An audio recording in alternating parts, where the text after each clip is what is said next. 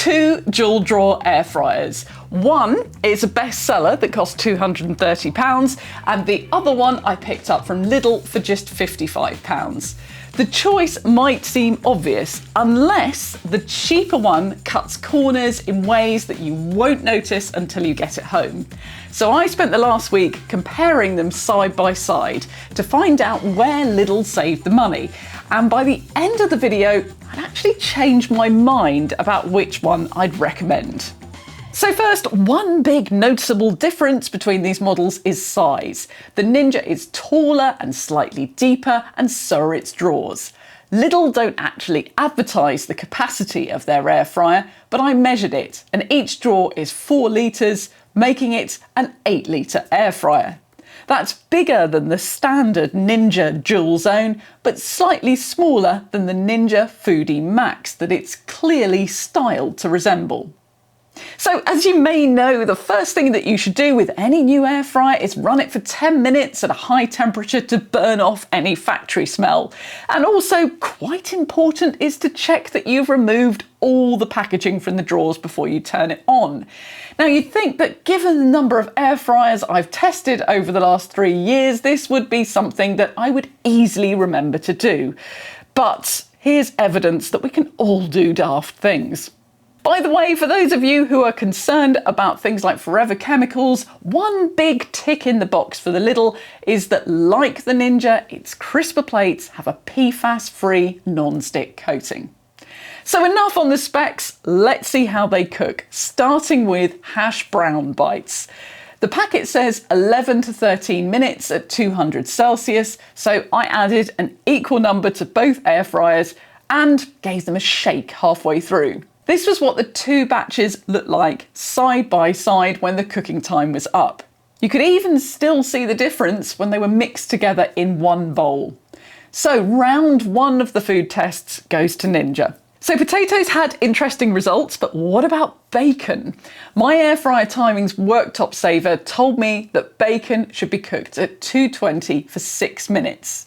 But here's where the Ninja and the Lidl differ. The Ninja has settings with different fan speeds and you choose one before you start cooking. But the Lidl has presets, and when I wanted to use air fry at 220, it wasn't an option. I later discovered to cook at 220, you have to ignore the presets and set the air fryer up manually, but it's easy to miss. In the end, I cooked the bacon at 200 in the Lidl for 8 minutes and 220 for 6 minutes in the Ninja. Here's what both batches of bacon looked like at the end. Very similar results, although slightly more well done in the Lidl, but they did have 2 minutes longer. So I'm going to call this one a draw. Incidentally, one place where cheaper air fryer models can cut corners is they often have one big open cavity, which the 2 drawers go in. But like the Ninja, the Lidl has 2 separate compartments, which helps to maintain different temperatures in 2 drawers. Now, talking of cooking, I do have to mention briefly roasting a chicken, because otherwise I'll probably literally be roasted in the comments. I'm afraid I didn't cook a chicken in the Lidl air fryer, and that's because I've already cooked one in both the Ninja Foodie and the Ninja Foodie Max. And the Foodie drawers are smaller than the Lidl, and the Foodie Max, which I'm comparing it to in this test, is a really similar size. Now, what about frozen pastries? If you've watched a few of my air fryer videos, you may also have seen these in a lot of air fryer tests. I did 3 in each air fryer for 14 minutes at 160.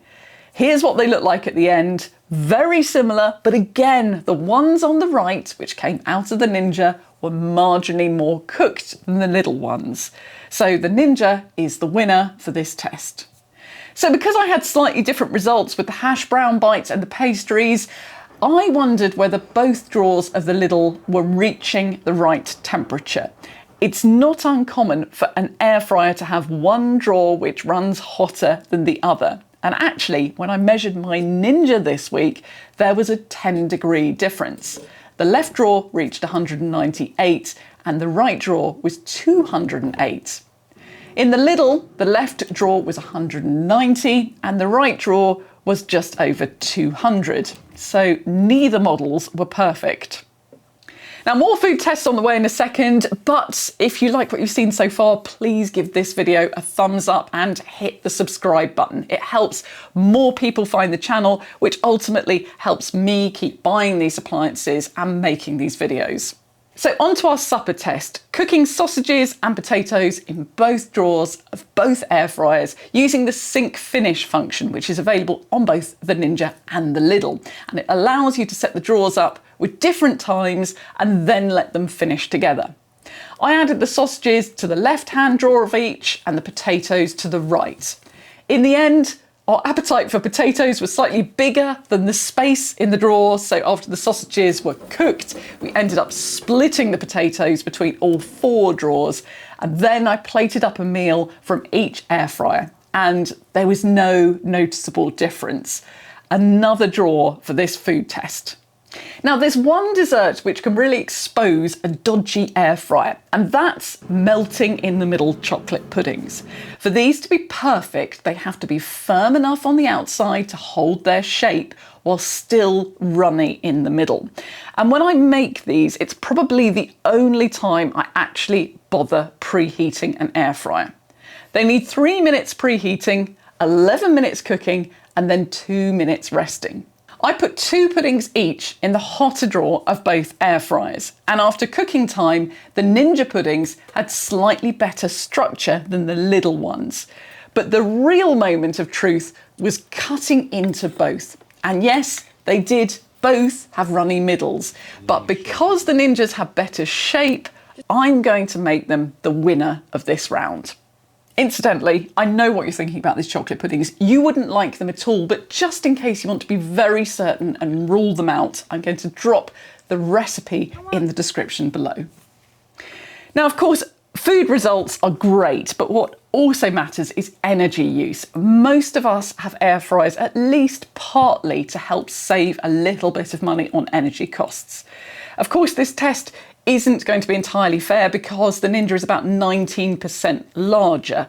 But I think if you've been considering buying the Ninja Foodie Max and you saw this one in Lidl that looked almost identical and didn't have a size on it, you might buy it instead. So in some ways, I am kind of comparing like for like. I ran both air fryers at 200 Celsius for 10 minutes. Unsurprisingly, the Ninja dual drawer did use more power. Running the Lidl for 10 minutes would cost you 6p, or if you used it for 20 minutes a day for a year, this would be the difference between the Lidl and the Ninja.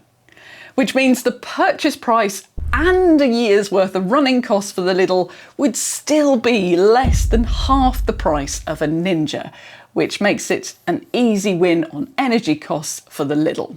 So here's a quick summary of how these two models compare. Now, I don't often recommend cheap air fryers because they can be a whole bundle of trouble, but I'm going to have to make an exception in this case. The Lidl cooked everything pretty well. It uses slightly less electricity.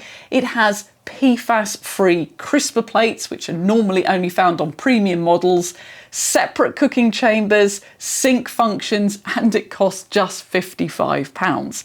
Yes, there are a couple of compromises. It's not quite as intuitive to use, and my left drawer doesn't sit perfectly flush.